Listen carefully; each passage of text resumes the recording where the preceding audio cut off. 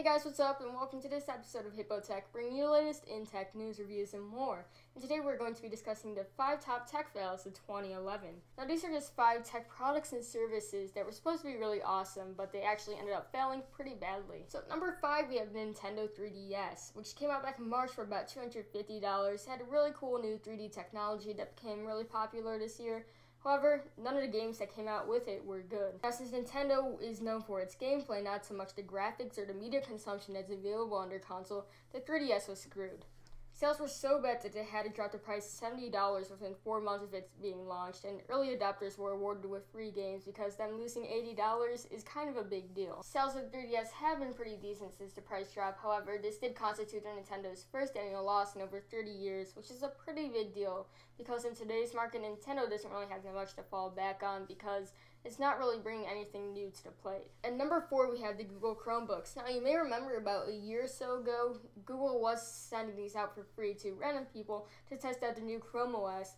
However, when the Google Chromebooks did come out for sale, it was kind of a different story. Google's goal with the Chromebooks was to deliver a really fast kind of web browsing experience for people to use as their secondary computer or someone who just uses their computer for everyday tasks like checking email, Facebook, and all those other social networks. As well as making it an affordable notebook. Of course, these notebooks weren't really fast at all. Many reviewers said these were very sluggish at the least. They were semi-affordable. They mostly cost around $300 to $500. However, they didn't have really any specs that would make it cost them much money. They hardly had any RAM or hard drive space, which not only was bad, but it also limited the Chromebook's abilities, as you weren't able to do anything hardcore like photo or video editing, even to the least, unless you were doing it through some sort of weird web app. Also, there was very little developer support for Chrome OS, so there was hardly any applications besides for the Google-made ones itself, which basically made it pointless unless you are a heavy user of Google applications like Gmail or YouTube or Google Docs, and those type of things. Acer only sold about 5,000 Chromebooks in the first month of sales, and Samsung sold even less, so I can only imagine that the sales of Chromebooks now are dirt low, and Google is going to kind of drop the Chromebook in general. Coming at number 3, we have the PSN hack. Now, back in April, a group of hackers hacked into the PlayStation network, and they compromised the information of 77 million people. This information was like email addresses, mailing addresses, credit card numbers, and passwords. As if this wasn't bad enough, I don't think Sony could have dealt with this in a worse way. For one, they did not have an estimated time for when the network was going to be back up. They also did not disclose the information on how much damage the hackers had done for 6 days after their breach occurred. You can only imagine how terrified these people were for their personal safety as well as their PlayStation accounts for these 6 days between when the breach occurred and Sony decided to say something, and they had no clue what was going on.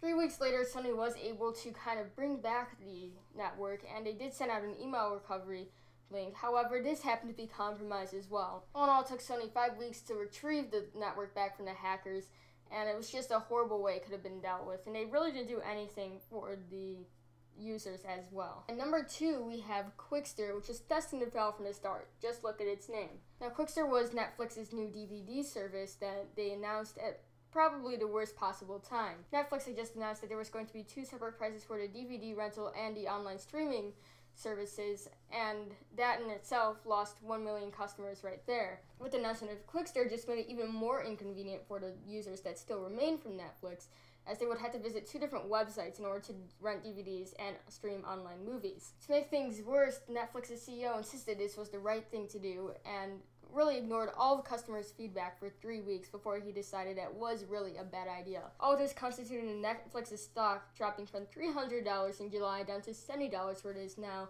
and they really did lose a whole bunch of customer base, and this was just really bad for Netflix in general. And coming in at number 1, we have WebOS and the touchpad. WebOS was supposed to be the middle way in between Android and iOS, and people were really excited to see what HP was able to do with the operating system itself. Now, WebOS did have a huge potential to be really successful, however, HP did not do this right. They came out with the HP touchpad, which seemed really awesome. However, they marked it up at the same price as the iPad at $499 for the cheapest model. Now, this just did not make sense, as WebOS was not nearly as developed as iOS in the sense it did not have as an expansive App Store as iOS, thus limiting its capabilities. So why would you shell out $499 for a touchpad when you can buy an iPad, which has much better build quality and a much more advanced operating system? The sales were so bad on the touchpad that they had to drop the price from $499 to $99, and only then did they sell like hotcakes. because who would pass up an $100 tablet? However, HP did lose more money than they made off this, as it did cost more to manufacture the touchpad than it did to sell it. Things were so bad for HP that people thought they were going to drop out of consumer PC business completely.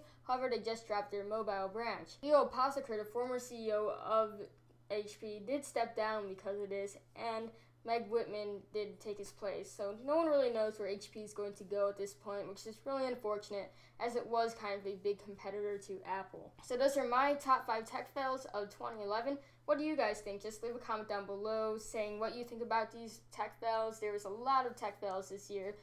What were some of the ones that you thought were really kind of big and I missed out in this video? Just leave a comment down below, as I have mentioned before. So thanks for watching this episode of Hippo Tech. Be sure to comment down below, like this video, and subscribe for future updates and giveaways. I promise you I'll have quite a few giveaways in the near future, so just stay tuned, and I'll see you in my next video.